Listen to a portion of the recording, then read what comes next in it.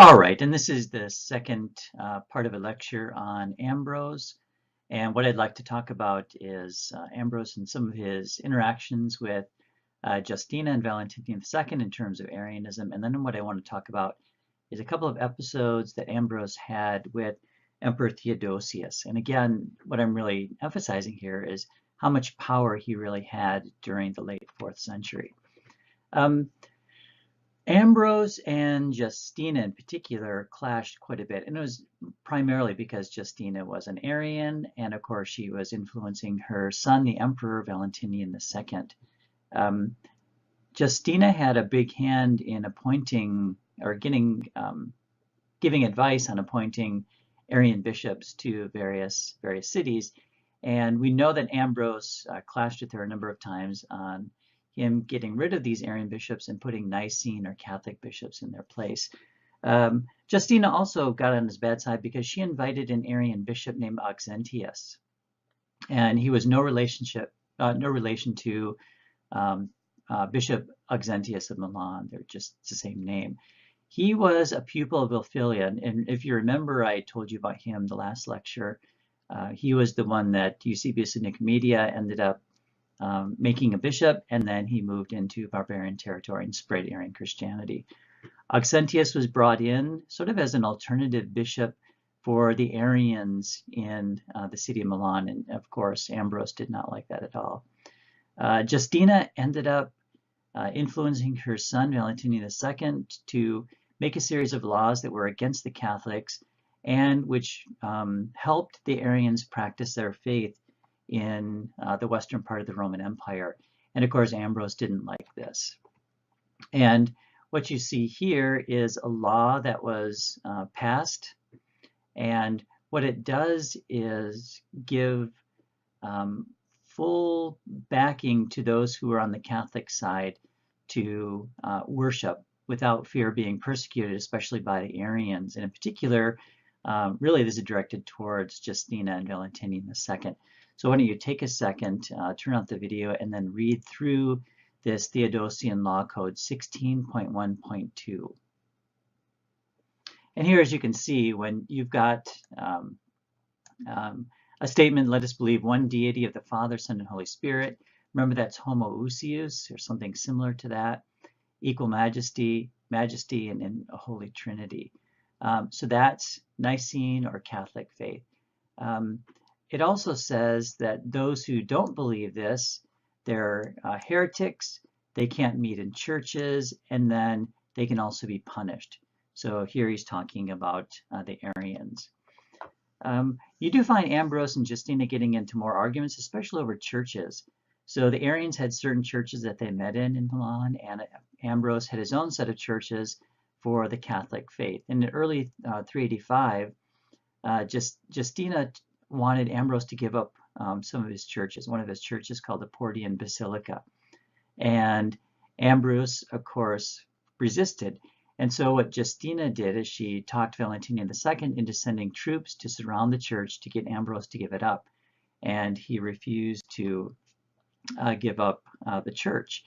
And in the end, Ambrose got to keep his church.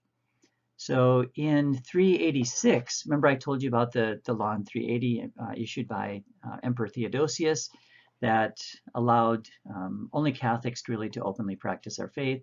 Emperor Valentinian II issued another law reversing part of this. So what he said is that Arians could practice their version of Christianity as long as it was peaceful. So what this really meant is that they could still hold their own churches, they could still gather, and so on. If you want to read this, this is the Theodosian Law Code 16.4.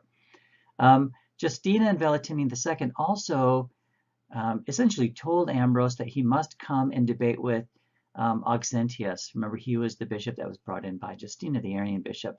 But Ambrose refused, saying there was no reason to debate with this person because he's not the real bishop, and Ambrose was. Then you've got Valentinian and Justina demanding another church. Now again, what happened is troops were brought in, they surrounded the church. It was looking pretty scary there for a second, and you've got stories written by Ambrose about this particular episode where people were in the church and they were singing psalms and so on. The The troops were told to go in and grab Ambrose. And in fact, what happened is that many of the troops went to back Ambrose. So they defected from the emperor, they went to Ambrose, and then eventually the emperor had to back down and withdraw the troops. So again, you can see how much power Ambrose really held during this time. Now, we also have a couple episodes that I want to talk about that again shows the power of Ambrose, especially when he was dealing with Emperor Theodosius. And I just call this Ambrose versus Emperor Theodosius, round one, the Clinicum affair. So as you can see from the map, Clinicum is a town on the far eastern border of the Roman Empire. And what happened during this period is that Christians ended up just destroying a Jewish synagogue and a Gnostic church. So the Gnostics are still pretty active in this area, and the Christians burned these buildings down. Now, Theodosius found out about this, and what he did was he said that Christians need to repay to rebuild the synagogue and the Gnostic church. And this sounds pretty reasonable, but Ambrose didn't like it at all. He wrote 2 letters about this episode, and if you want to read them, they're letters 40 and 41. And Ambrose said in no way, shape, or form would Christians pay for the rebuilding of these buildings. For one thing, he said that a synagogue, and you can see this here on the slide, was a place of unbelief, a house of impiety, a receptacle of madness, which God himself has condemned. And as you can see down in the bottom, by this period, anti-Semitism was fairly common with a lot of Christians. You can see the biggest problem that Ambrose had in particular is that he believed that the Jews killed Christ. So he doesn't believe that Christians should pay for the rebuilding of a Jewish synagogue, let alone the Gnostic building. And in his letter number 40, he says, the maintenance of civil law is secondary to religious interest. And this is something that he had to say previously when he was dealing with Valentinian II and the Ultra Victory affair, where he said that religion really comes first and everything else comes after. Now, in his letter 41, section 26 to Emperor Theodosius, he is pretty much warning Emperor Theodosius that he needs to pay attention to what's happening, and he needs to really fix all of this. Now, when the emperor went to church, Ambrose stood up in church and he refused to give the Eucharist to the emperor. And the emperor finally said, okay, Christians don't have to pay for this church. And Ambrose said, by the way, another thing that you won't be doing is investigating any of this. So Theodosius agreed to this, and he stopped the investigation, and then he was given the Eucharist. And here's a very famous painting. What it's showing is Ambrose. Here's an image of Ambrose stopping Emperor Theodosius from coming into the church. Okay, and the last bit that I want to talk about in terms of the power of Ambrose is another episode that he had dealing directly with Emperor Theodosius. And this took place, or what happened, took place in a Greek/Roman city called Thessalonica. And what I've done is I've called this round 2, and you can read this in Ambrose's words in Ambrose's letter 51. What happened in this town in 390 is that for whatever reason, some of the Roman troops killed a charioteer. They jailed the charioteer. He ended up dying, and a number of people in the town ended up rioting. And what they did is they ended up killing a general and a number of high-ranking officials. So they wrote a letter to Theodosius telling him what had happened, and Theodosius wrote a quick letter, sent it off right away, and told the troops to do whatever they needed to do to defend themselves. He decided that after that letter had been sent that was probably a mistake, because the troops would probably literally protect themselves. And he rescinded his order and sent another letter and told them to be moderate.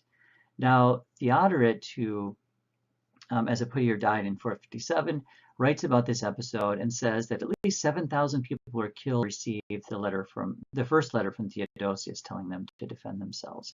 So Ambrose heard about this, And again, what he ended up doing is he refused to give the emperor the Eucharist, and he also threatened excommunication. So he threatened to excommunicate the emperor himself. Over time, Theodosius finally relented, and Ambrose made him ask for forgiveness in public in the church. And apparently part of the punishment was that he could not receive communion, and he also had to wear sackcloth in public. Now, we're not quite sure, but he certainly sounds like he wore sackcloth, or just a piece of cloth that he had to wear, not his royal robes, in church for this period. And after that, he was allowed to receive the communion. Paulinus was a man who wrote a biography of Ambrose. This he called a second victory for Ambrose. And you can read about this in his Life of Ambrose, chapter 24. And Ambrose also gave the eulogy for Theodosius after his death. And you can stop the video here and read this bit of text, but he mentions what happened here. You can see he's really glorifying Emperor Theodosius, saying in church he bewailed his sin, you had public penance, and that the emperor was not ashamed to do this public penance. So again, this shows quite a bit of the power that Ambrose had during his lifetime, and this is also the case for a few other bishops in the late 300s.